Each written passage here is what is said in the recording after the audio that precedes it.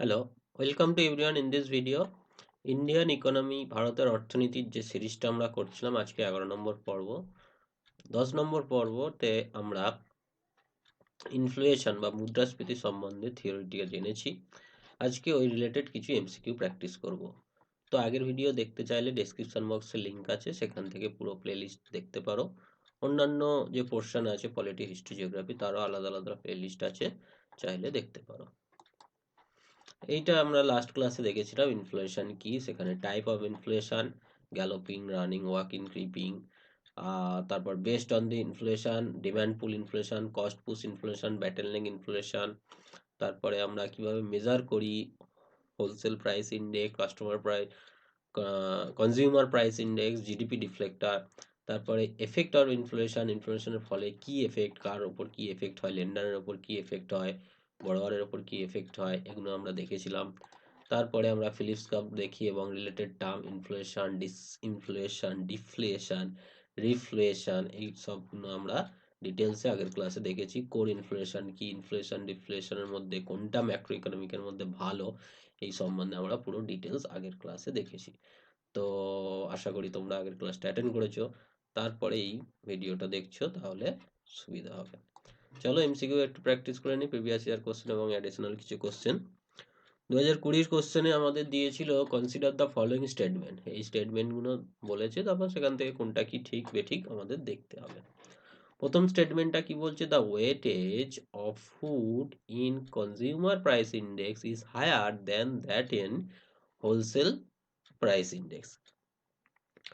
এখানে ওয়েটেজের কথাটা আমাদের করা হয়নি, মানে ওই ক্লাসে বলিনি। তো এখানে বলে রাখি যে ফুডের কনজিউমার প্রাইস ইন্ডেক্সে ওয়েটেজটা হোলসেল প্রাইস ইন্ডেক্স থেকে বেশি হয়। তো আমরা এখানে যদি মার্ক করতে থাকি, 1 নম্বরটা ঠিক, ঠিক আছে, 1 নম্বরটা ঠিক।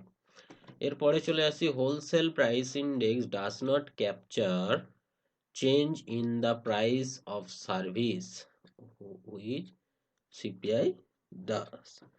তো আমরা আগের ক্লাসেই দেখেছি যে হোলসেল প্রাইস ইন্ডেক্সের মধ্যে সার্ভিসটা ইনক্লুড থাকে না, কিন্তু কনজিউমার প্রাইস ইন্ডেক্সের মধ্যে সার্ভিসটা ইনক্লুড থাকে। তাহলে 2 নম্বরটাও ঠিক হয়ে গেল।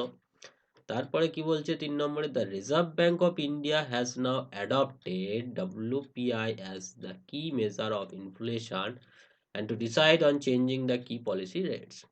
দেখো আমরা দেখেছি যে 2015-র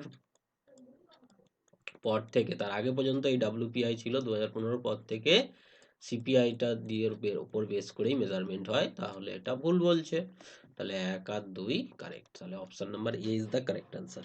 ক্লিয়ার? 2015 সালের কোশ্চেনে দিয়েছিল যে with reference to inflation in India which of the following statement is correct. Inflation of ইন্ডিয়ার রেসপেক্টে এর মধ্যে কোনটা সঠিক আমাদের বলতে হবে। ফার্স্ট বলছে, controlling the inflation in India is the responsibility of the government of India only. আমরা আগের ক্লাসের ডিটেলসে পড়েছি যে ইনফ্লেশন কন্ট্রোলের জন্য দুজন করে আর কি, RBI, Reserve Bank of India আর গভর্নমেন্ট অফ ইন্ডিয়া। তাহলে ওনলি লিখেছে, 1 নম্বরটা ভুল।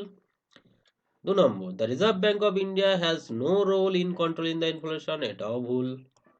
3 নম্বর, decreased money circulation helps in controlling the inflation। তারপরে বলছে, এটা তো ঠিক, দেখো মানি সাপ্লাই আমরা যদি কমিয়ে দিই, তাহলে তো ইনফ্লেশন কমে যাবে, কন্ট্রোল হয়ে যাবে, তাই তো, এটা ঠিক। 4 নম্বরটা দেখে নিই, ইনক্রিজিং মানি সার্কুলেশন হেল্প। তো যদি আমরা মার্কেটে টাকা বেশি দিই, মার্কেটে টাকা বেশি দিলে কি হবে, মানুষের হাতে টাকা চলে আসবে, মানুষের হাতে টাকা চলে আসলে তাদের ডিমান্ড বেড়ে যাবে, ডিমান্ড যখনই বাড়বে ইনফ্লেশন বাড়বে। কোনো কিছু ডিমান্ড বেড়ে গেলে জিনিসের দাম বেড়ে যায়, তো তো ডিমান্ড বেড়ে গেলে এটা হবে, তাহলে এটা ভুল, তাহলে option C is the correct answer. পরের কোশ্চেনে যাই, বলছে which of the following brings out the consumer price index number for the industrial worker. Which of the following brings out the consumer price index number for the industrial worker? Industrial ওয়ার্কারদের জন্য আমাদের কোন mainly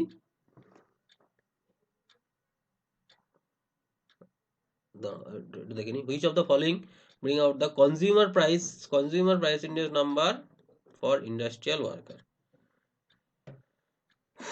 সেটা actually ঠিক করে labour bureau, এটা আমরা ক্লাসে করিনি, তো ইনফরমেশন জানতে হবে। তো লেবার ব্যুরোরা এরা এই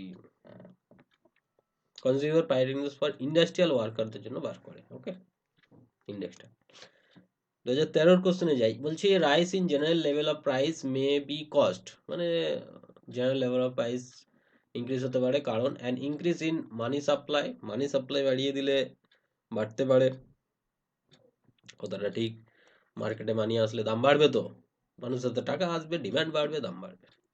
বলছে decrease in the aggregate level of output, যদি আউটপুটের লেভেল কমে যায় মানে সাপ্লাই কমছে, সাপ্লাই যদি কমে দাম বাড়বে। আচ্ছা, an increase in the effective demand, যদি ডিম্যান্ড বাড়ে, আমরা দেখেছিলাম 3 ধরনের কারণে ইনক্রিজ হচ্ছে, ডিম্যান্ড বাড়লে বাড়ছে, সাপ্লাই কমালে বাড়ছে, মানি সাপ্লাই বাড়ালেও বাড়ছে। তাহলে তিনটেই ঠিক হয়ে গেল, option number D is the correct. পরের কোশ্চেনে যাই, বলছে which one of following is likely be most inflationary in the effect, মানে কোনটার ক্ষেত্রে বেশি দাম বাড়বে জানতে চেয়েছে। Repayment of the public demand, which one is likely to be the most influential in its effect, মানে কোনটার ক্ষেত্রে বেশি ইনফ্লেশনের জন্য এফেক্টটা হবে। আচ্ছা, রিপেমেন্ট অফ পাবলিক ডিবেট, যে ধার বাকি দেওয়া। আচ্ছা, borrowing from the public to finance a budget deficit, borrowing from the banks to finance a budget deficit, creating new money to finance a budget deficit। আচ্ছা, আমাদের এখানে জানতে চাইছে যে which one of following is likely to be most inflationary in its effect।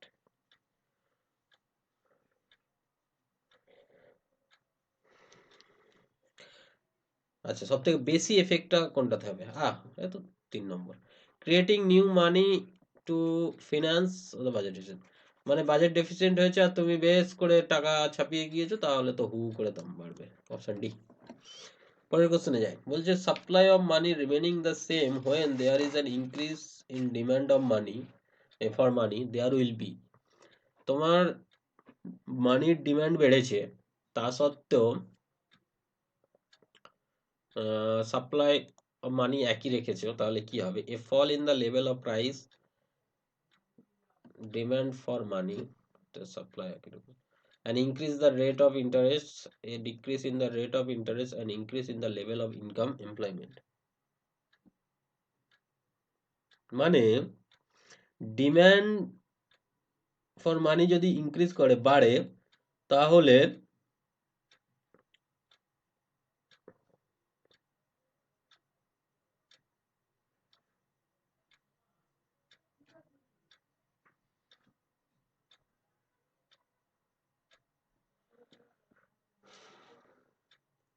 মানে টাকার তো দরকার, তো টাকার যখন দরকার পড়বে লোকের কাছ থেকে টাকাটা নিতে হবে, তো রেট অফ ইন্টারেস্ট বাড়িয়ে দিতে হবে, রেট অফ ইন্টারেস্ট বাড়িয়ে দিলে লোকজন টাকা বেশি রাখবে, এত সিম্পল। আচ্ছা, বিয়েরটা ঠিক। নেক্সট বলছে কনসিডার দ্য ফলোইং স্টেটমেন্ট, বলছে ইনফ্লেশন বেনিফিটস দ্য ডিবেটর্স, যারা ডিবেটর্স, এটা আমরা একদম ছক করে দেখিয়েছিলাম, যারা ধার নিচ্ছে তাদের ক্ষেত্রে এটা লাভজনক ইনফ্লেশনটা। বলছি ইনফ্লেশন বেনিফিট বন্ড হোল্ডারদের বেনিফিট নয়, আমরা দেখেছি, তাহলে একটা ঠিক, অপশন এ, দুইটা পুরো। 2011 কোশ্চেনে যাই, বলছে India has an experience persistent and high food inflation in the recent past, what 2011 কথা এটা, what will be the reason, কারণটা কি আমাদের জানতে চেয়েছে। সেটা হচ্ছে due to gradual switchover of the cultivation of commercial crop, the area under the cultivation of food grain has steadily decreased the last 5 years about এত information actually ভুল, 2011 সালের রেসপেক্টে ভাবতে হবে। As a consequence of increasing incomes and consumption pattern of the people have been undergo a significant change তো হয়েছিল সে সময়, এটা ঠিক আছে। The food supply chain has structural constant, এটাও ঠিক আছে, এটা সি বি হবে অপশন। পরেরটা দেখি, rapid increase in the rate in inflation in the sometime attribute base effect. What is base effect? আচ্ছা, বেস এফেক্ট কি এটা আমরা ক্লাসে বলিনি। বেস এফেক্ট মানে কি হচ্ছে, আমরা এই যে ইনফ্লেশন বাড়ছে সেটা একটা রেসপেক্টে, তো মানে কোনো এক বছরের ইনকামের রেসপেক্টে কতটা বাড়ছে সেটা দেখতে হয়। তো যে ইয়ারের রেসপেক্টে ওটা করা হয় সেটাকেই বলা হয় বেস এফেক্ট। তো দেখি এখানে কোন অপশনটা বলছে, it is the impact of the democratic deficiency in supply due to failure of crop, it is the impact of the sugar in demand due to rapid economic growth, it is the impact of the price level of the provision year in the calculation of inflation rate, none of the statement efficient।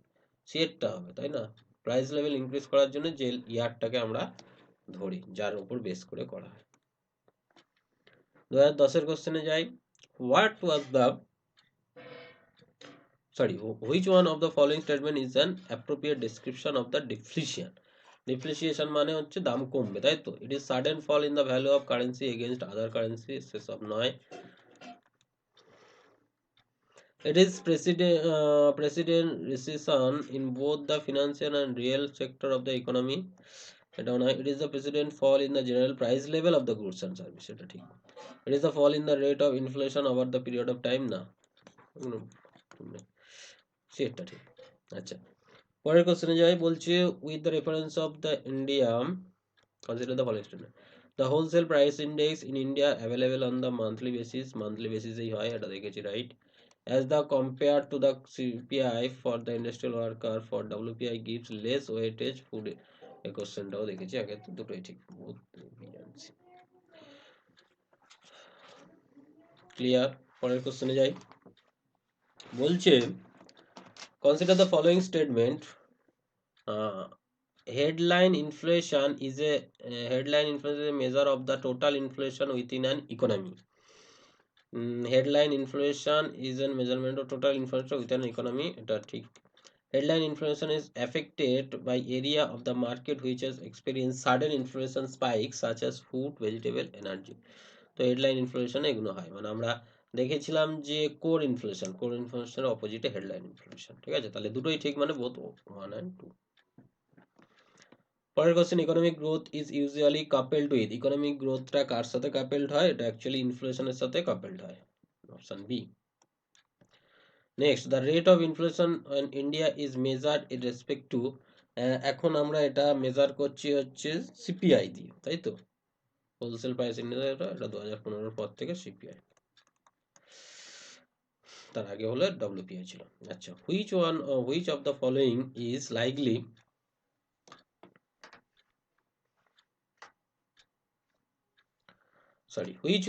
which of the following is likely to the most inflationary effect? আচ্ছা, এ তো আমরা দেখলাম যে এই যে creating new মানি funny তৈরি করে দিলে অনেক তখন সমস্যা হয়ে যাবে।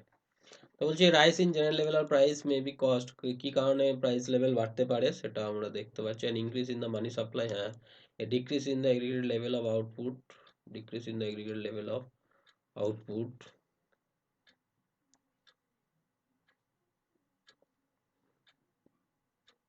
And increase in the effective method, একটু আগেই দেখলাম তো, অল দি অ্যাবভ, তিনটেই ঠিক। আউটপুট যদি কমে যায় তাহলে প্রাইস লেভেল বাড়বে, এফেক্টিভ ডিমান্ড বাড়লেও বাড়বে, সব কটা all the above, option D is the correct answer.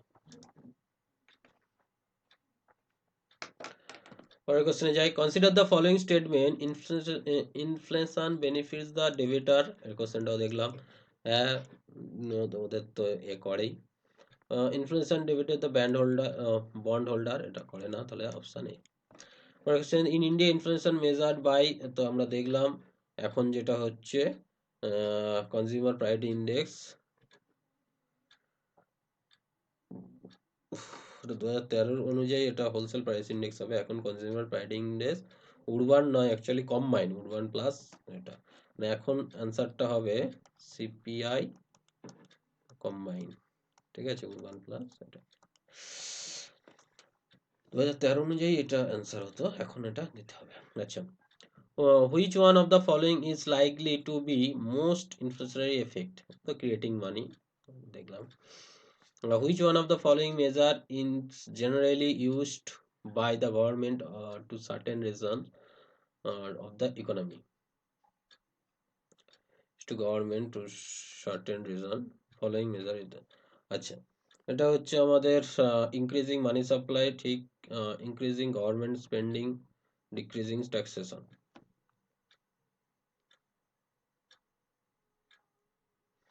তো সবকটাই মেজার করা হয় অল দিয়ে আচ্ছা consider the following statement regarding the determination of inflation food price index consists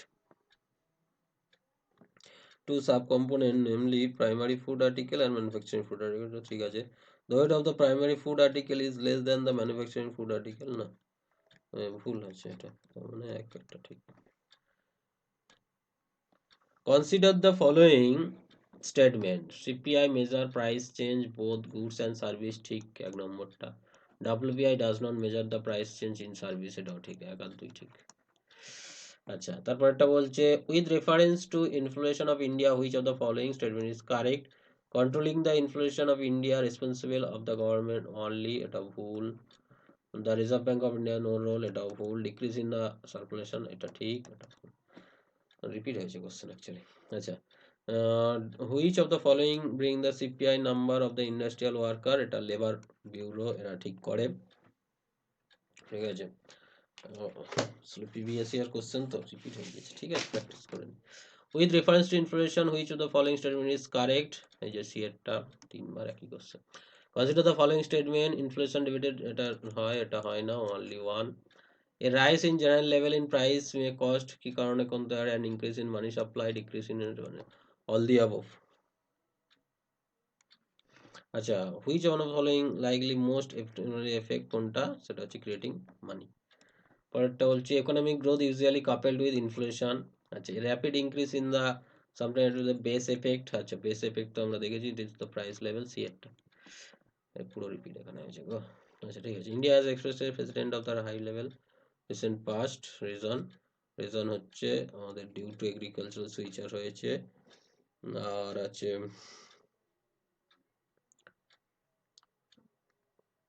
ও এইটা ভুল, সরি ওটা তো ভুল, এই দুটো ঠিক হয়েছিল, তাহলে 2 আর 3 B.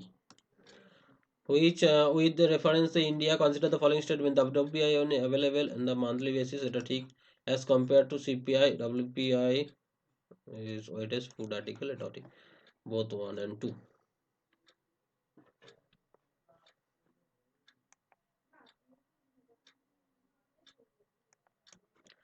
which of the following statement is appropriate description of deflation মানে হচ্ছে দাম কমে যাওয়া, fall in the rate inflation over period now present general price level goods and option C। ওকে, তো আমরা এই কিছু কোশ্চেন প্র্যাকটিস করলাম, আরও কিছু কোশ্চেন নেক্সট দিনে প্র্যাকটিস করব। সো দ্যাটস ইট, এটা আমার টেলিগ্রাম চ্যানেল, চাইলে জয়েন হয়ে থাকতে পারো। আর ফিজিক্স যদি অপশনাল পেপার হয় এই চ্যানেলে গিয়ে ফিজিক্সটা দেখতে পারো। সেশনটা ভালো লাগলে লাইক করো, সাথে শেয়ার করে দিও বন্ধুদের সাথে, আর চ্যানেল নতুন হলে সাবস্ক্রাইব করো, যারা সাবস্ক্রাইব করেছো থ্যাংকস ফর সাবস্ক্রাইব, আর বেল আইকনটা প্রেস করে দিও যাতে নতুন ভিডিও আসলে নোটিফিকেশন পেয়ে যাও। So that's it for today, take care, will meet in the next video as soon as possible. Thank you.